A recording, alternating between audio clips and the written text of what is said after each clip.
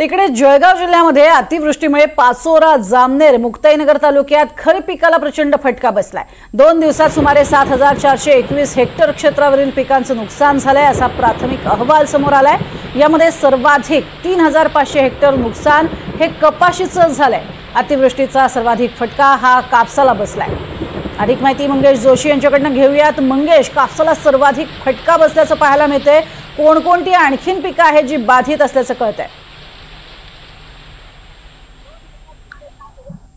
नक्कीच प्रज्ञा, खरं तर पाचोरा, जामनेर आणि मुक्ताईनगर या 3 तालुक्यांमध्ये जे आहे सलग 2 दिवस झालेल्या अतिवृष्टीमुळे सुमारे 7500 हेक्टरच्या पिकांना मोठा फटका बसला असून यात सर्वाधिक 3500 कपाशी पिकाचं जे आहे ते मोठ्या प्रमाणात नुकसान झालेलं आहे। नदीकाठी असलेले अक्षरशः जवळपास 1200 हेक्टरवरील पिकं जे आहेत ते पूर्णपणे जमीनदोस्त झालेले आहेत। तर जे काही कपाशीची पिकं जी शिल्लक आहेत, शेती शिल्लक आहे, त्यांच्या आता कैऱ्या ज्या आहेत कपाशीच्या त्या कुठेतरी गळून पडत आहेत, सडत आहेत। त्यामुळे 10% देखील उत्पन्न आता शेतकऱ्यांच्या हाती येणं शक्य नसल्याची भीती जी आहे ती व्यक्त केली जात आहे।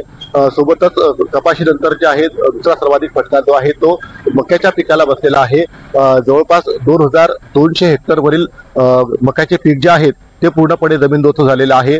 त्यासोबत केळी असेल, उडीद असेल, मूग असेल यासारख्या पिकांना देखील या अतिवृष्टीचा जो आहे सर्वाधिक फटका बसलेला आहे। त्यामुळे प्राथमिक अहवालानुसार आता ही आकडेवारी जी आहे ती समोर आलेली आहे।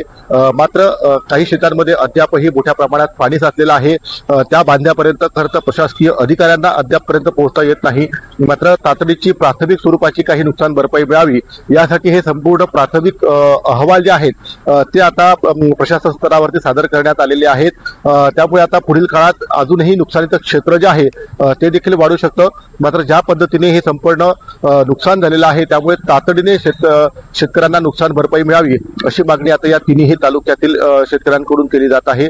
एकंदरीतच या संपूर्ण नुकसानीचा परिणाम जो आहे तो सर्वाधिक